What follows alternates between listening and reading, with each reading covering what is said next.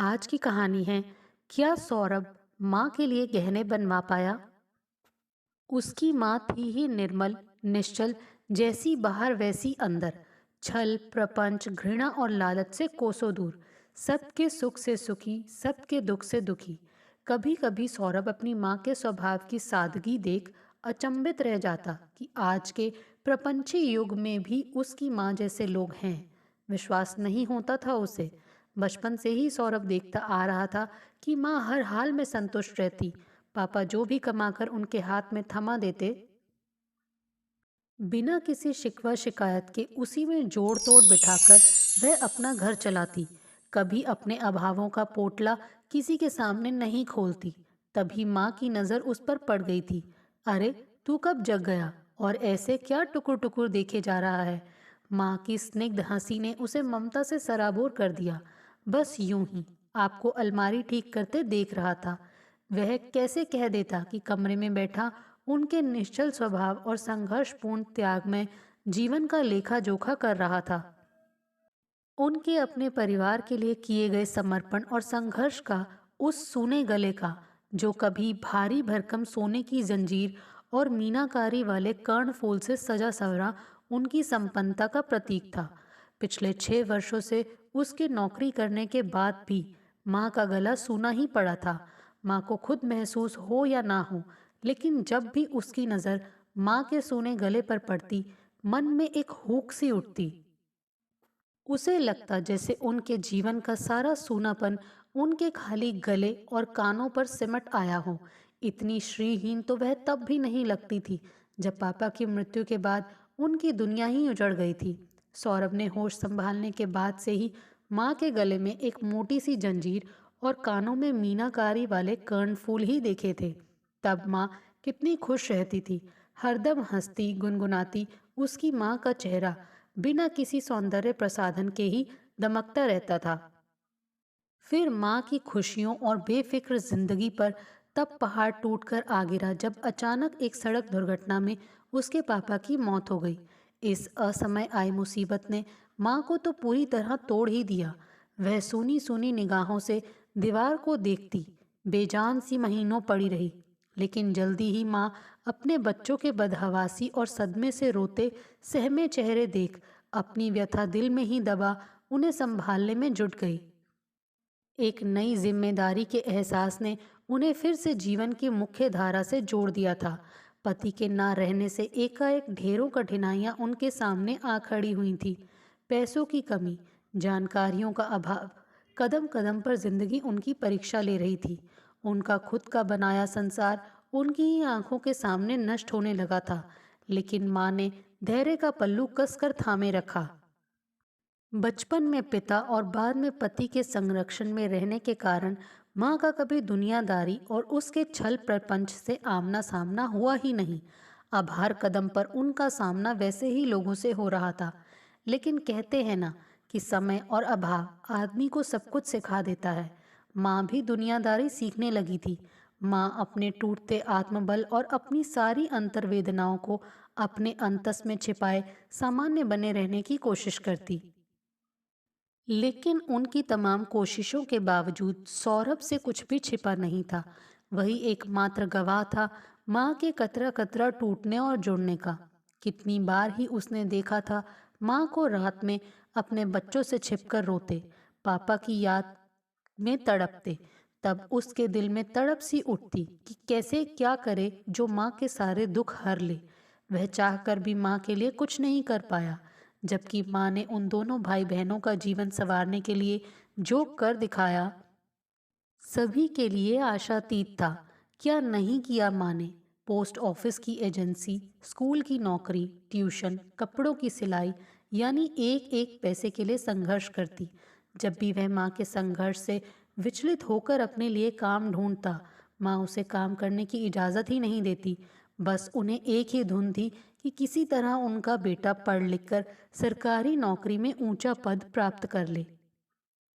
पापा के साथ जब वह भयंकर दुर्घटना हुई थी, तब सौरभ 10वीं में पढ़ता था।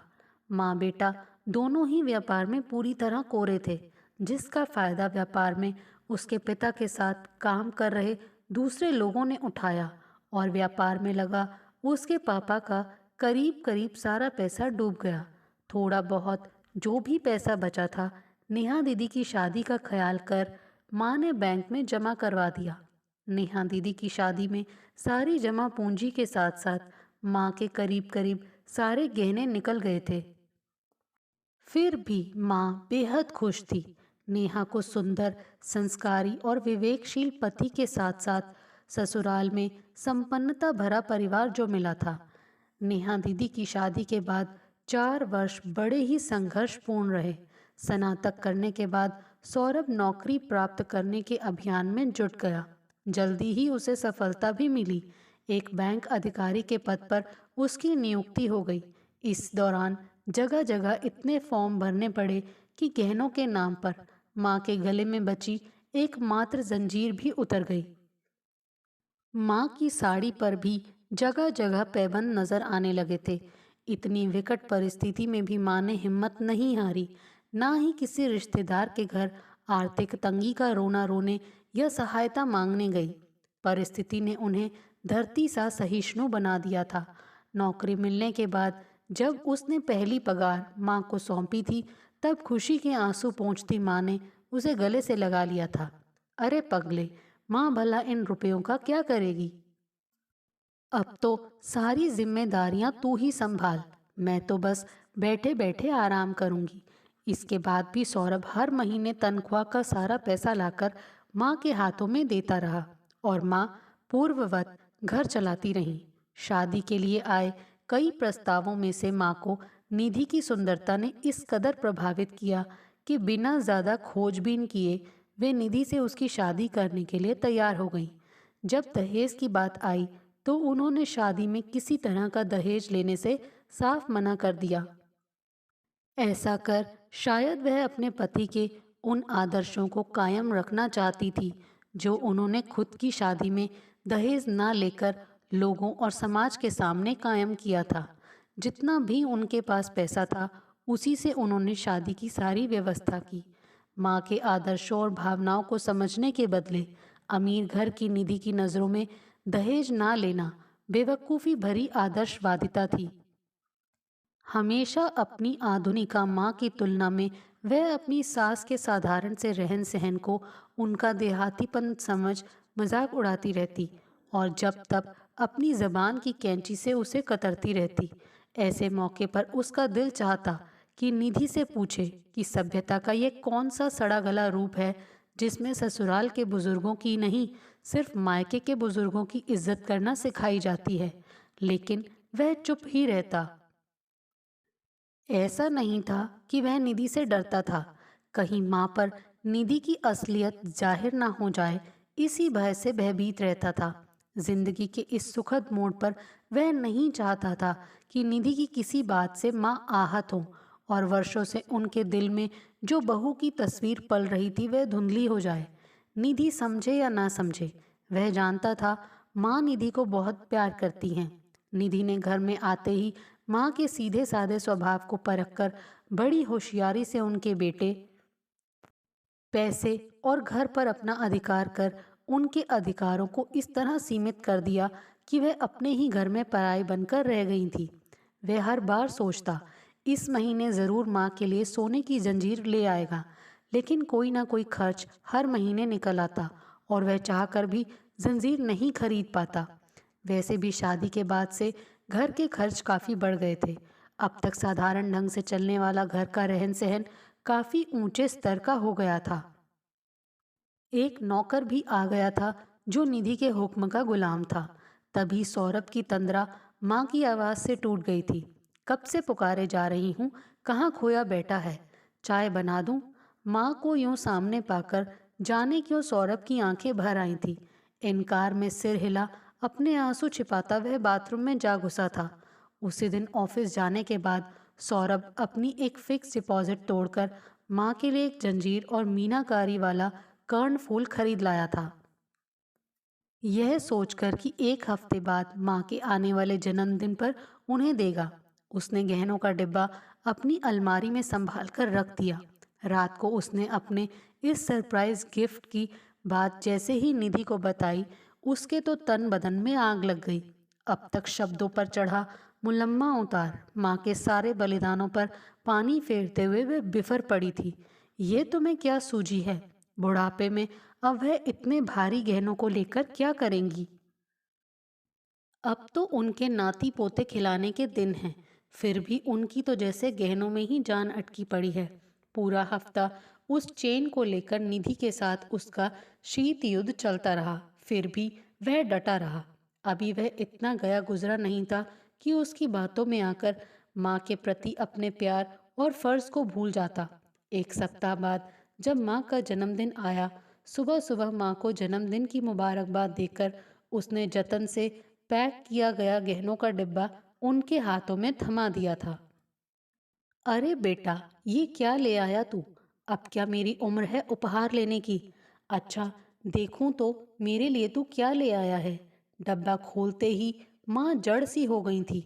जाने कब तक किन कर्तव्य विमूढ़ हो यूं ही खड़ी रहती अगर सौरभ उन्हें गहनों को पहनने की याद नहीं दिलाता।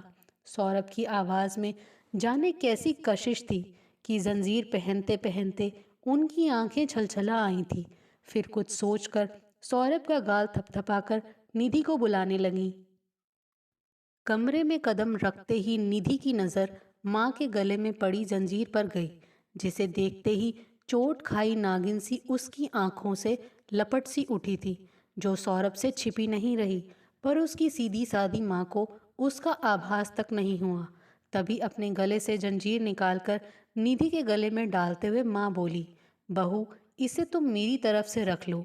जाने कितने अरमान थे मेरे दिल में अपनी बहू के लिए। जब सौरभ छोटा था तभी से अपने कितने ही गहने तुम्हारे नाम रख छोड़े थे।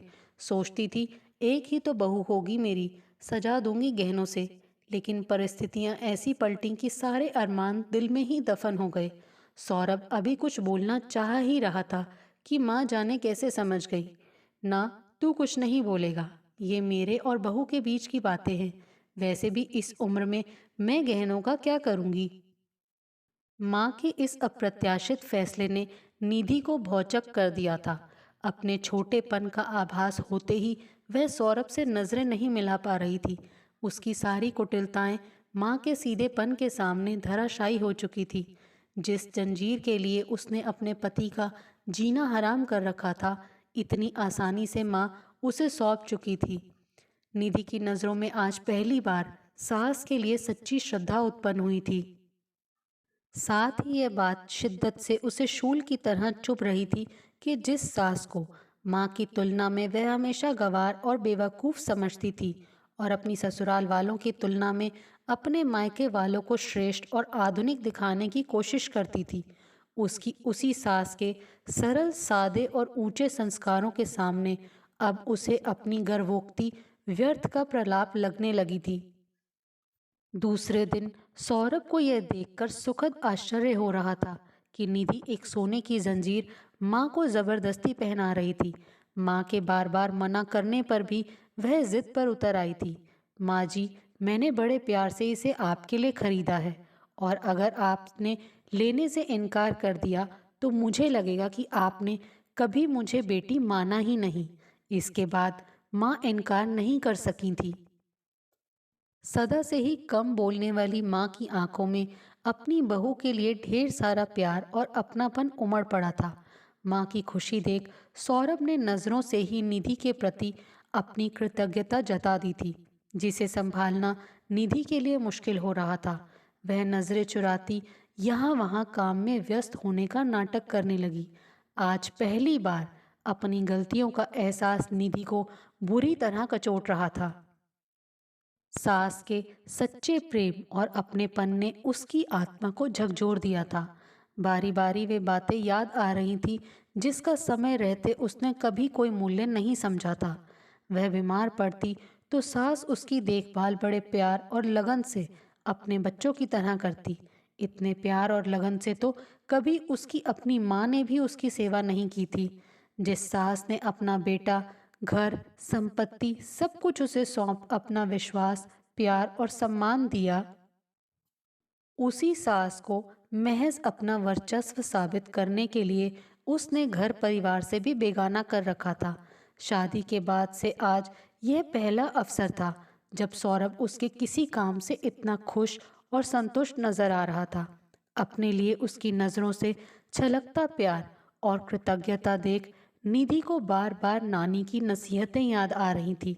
उसकी नानी के पास जब भी उसकी माँ अपनी सास की शिकायतों की पोटली खोलती, नानी उन्हें समझाती, देख नंदिनी, एक बात तू गांठ बांध ले कि पति के बचपन का पहला प्यार उसकी माँ ही होती है, जिसका तिरस्कार वह कभी बर्दाश्त नहीं कर पाता है। अगर पति का सच्चा प्यार और घर का सुख प्राप्त करना है तो उससे ज़्यादा उसकी माँ को अहमियत देना सीख, उनकी सेवा कर, उनका ख्याल रख, तो कुछ ही दिनों बाद उसी सांस में तुम्हें अपनी माँ भी दिखेगी। साथ ही तुम्हें पति को भी अपनी अहमियत जताने की जरूरत नहीं पड़ेगी। वह खुद ही प्यार के अटूट बंधन में बंधा ताउम्र तुम्हारे ही चक्कर लगाएगा। माँ हमेशा नानी की नसीहत को मजाक में उड़ा अपनी मनमानी करती। नतीजन अपने सारे रिश्तों से माँ अलग तो हुई ही, पापा के साथ रहते हुए भी जीवन की इस संध्या बेला में काफी अकेली हो गई थी। एकांत पाते ही निधि अपने सारे मान अपमान और स्वाभिमान को भूलकर सौरभ के पास आ गई थी।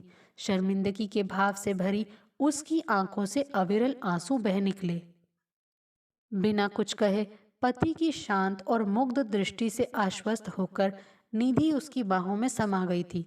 निधि को अपनी बाहों में समेटते हुए सौरभ को लगा जैसे कई दिनों की बारिश के बाद काले बादल छट गए हैं और आकाश में खिली आई धूप ने मौसम को काफी सुहावना बना दिया है। दोस्तों, आपको हमारी ये कहानी कैसे लगी? प्लीज़ कमेंट्स करके बताइए। Thanks for watching this video.